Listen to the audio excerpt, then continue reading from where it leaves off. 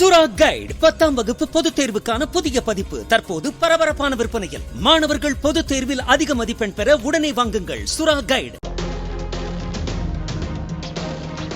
பொதுவாக யானைகள் தன் குட்டியின் மீது அலாதி பாசம் கொண்டவை.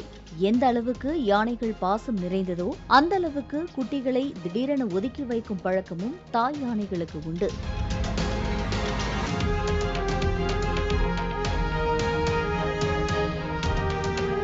பொதுவாக கூட்டத்தில் உள்ள யானைகள் குட்டிகளை ஒதுக்கி தள்ளுவது அரிது. ஆனால் கூட்டத்தில் சேராமல் தனிமையான தாய் யானை குட்டிகளை ஒதுக்கி வைப்பதற்கு வாய்ப்பு அதிகம். கூட்டத்தில் இருந்தால் மூத்த யானைகள் தாய் யானைக்கு தேவையான அரவணைப்பை கொடுத்து வழிநடத்தி வருகின்றன. இல்லை என்றால் குட்டிகள் பிறந்த பிறகு தாய் யானைகள் மனதளவில் பாதிக்கப்படும் வாய்ப்பு அதிகமாக இருக்கும். யானைகள் பெரும் வலிக்கிடையே குட்டிகளை ஈன்றெடுக்கின்றன. குட்டி பிறந்த பிறகும் மனதளவில் பெரிதும் பாதிக்கப்படுகின்றன. இந்த சமயத்தில் கூட்டத்துடன் இருந்தால் பெரிதாக பாதிப்பு தெரியாது. ஆனால் தனிமையில் இருக்கும் யானைகள் குட்டிகளை கையாள தெரியாமல் கைவிட்டு விடுகின்றன.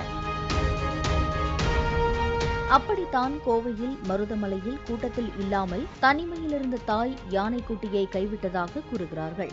சில சமயங்களில் குட்டிகளின் மீது மனிதர்களின் வாடை அடித்தாலும் தாய் யானை ஏற்றுக்கொள்ளாது என்றும் சொல்லப்படுவதுண்டு.